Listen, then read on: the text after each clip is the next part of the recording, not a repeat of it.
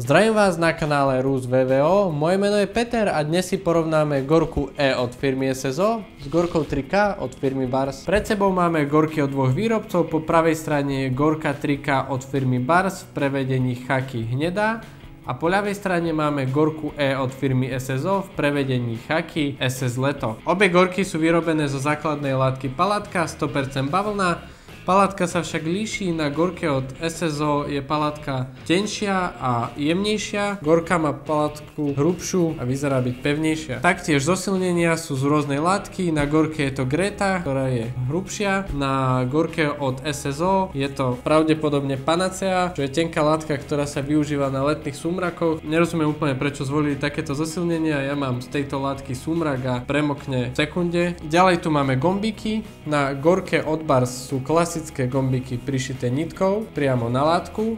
Na Gorke od SSO sú gombíky kanadského typu. Toto riešenie je kvalitnejšie a gombíky je o mnoho väčší problém otrhnúť. Teraz si pozrieme osobitne bundu a nohavice a porovnáme ich. Strih je v podstate skoro rovnaký, vidíme, že zosilnenia na rukávoch sú na tých istých miestach, takisto sú zosilnené aj krytia vreciek, takisto majú ťahovania v oblasti rúf a taktiež v páse. Teraz si povieme nejaké rozdiely. Vrecká sú vyriešené veľmi podobne, lišta taktiež presahuje, čiže je vrecko plne zavreté. Rozdiel je v tom, že vrecká na Gorke E sú z vnútornej strany spravené z tej istej látky ako zosilnenia, čiže z tenkej látky Panacea, a na Gorke od Bars sú tieto vrecká z palátky. Na barsovskej Gorke sú obyčajné gombíky, tu sú gombíky kanadského typu. Na Gorke od Bars je vrecko na rukave riešené suchým zipsom, zatiaľ čo na Gorke od SSO je toto vrecko na gombík. Zosilnenia na rukávoch v spodnej časti sú rovnaké. Rozdiel v zosilneniach je vo vrchnej časti. Ako vidíte, SSO má zosilnenú celú kapusňu a taktiež aj golier.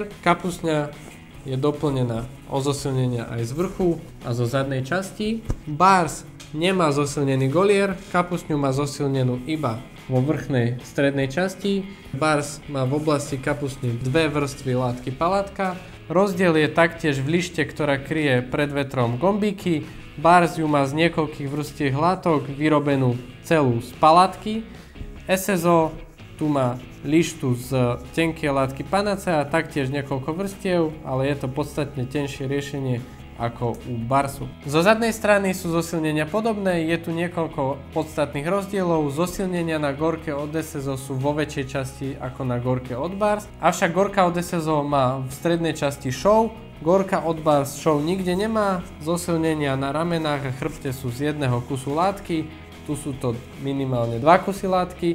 Nie je to najšťastnejšie riešenie, nakoľko každý šov je miesto, kde Gorka prípadne môže začať premokať. V nohaviciach je taktiež niekoľko rozdielov v zosilneniach, hlavne je to viditeľné zo zadnej strany.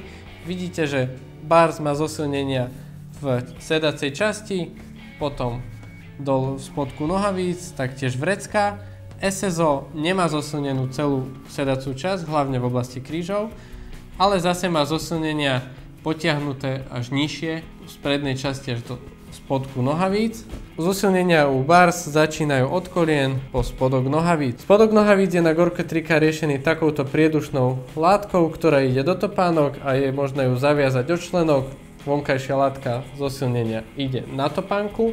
SSO to má riešené veľmi zaujímavo, má totiž kombináciu verzií, ktorá je na Gorke 3K a Gorke 4 od Bars, pretože jednak tu má látku, ktorá síce nevyzerá byť až taká priedušná ako u Bars, avšak je možné ju vložiť do topánky a zaviazať od členok a zároveň tu má gumičku, ktorú môžete obuť pod chodidlo a tak sa vám nevyťahujú nohavice pri chodení. Takisto vonkajšia látka ide na topánku, tu však vonkajšia látka není plne zosilnená po celom obvode, ale iba z prednej strany. Z vnútornej strany spodku nohavíc sú obe dve Gorky zosilnené proti oderu pri chodení. Vrecká majú obe Gorky rovnaké, z rôznych zosilnení, rozdiel je v gombíkoch. Predné vrecká má Gorka od SSO taktiež z látky zosilnenia, Gorka od Bars má vrecká z priedušnej látky, z tej istej látky, ktorej má riešený spodok nohavíc. Stráky majú obidve Gorky riešené rovnakým systémom na gombík kanadského typu a zapína sa po bokoch z oboch strán. Nohavice obidvoch Goriek majú zapínanie na gombíky, Gorka od SSO má zapínanie na gombíky obyčajné aj kanadského typu je ich 5 a Gorka od Bars má zapínanie na 4 obyčajné gombíky. Na Gorke od Bars sú nohavice v spodnej časti zúžené takýmto gumotextilným pásikom, na Gorke od SSO takýto pásik nie je. Gorka od SSO má v oblasti pásu taktiež šnúrku, s ktorou je možné pás utiahnuť. V páse sa naťahujú obidve Gorky v podstate rovnako. Nohavice sa líšia aj počtom vreciek, majú rovnako po dve predné zárezové vrecká, po dve bočné vrecká, avšak v zadnej strane majú dve vrecká iba Gorky od Bars. Gorka E od SSO takéto vrecká nemá. To bolo všetko ohľadom porovnávania týchto dvoch goriek. Chcem iba podotknúť, že s Gorkou od SSO nemám žiadne praktické skúsenosti. Gorku 3K od Bars nosím vyše roka a som s ňou viac ako spokojný. Pokiaľ máte iné názory alebo skúsenosti s nosením goriek od SSO, prípadne viete tieto gorky aj porovnať, budem veľmi rád, ak svoje názory napíšete v komentároch pod videom. Gorky nám poskytol internetový obchod rusvvo.com. Ja ďakujem za pozornosť, ak sa vám video páčilo, budem veľmi rád, ak sa prihlásite na odber našeho YouTube kanála. Dovidenia.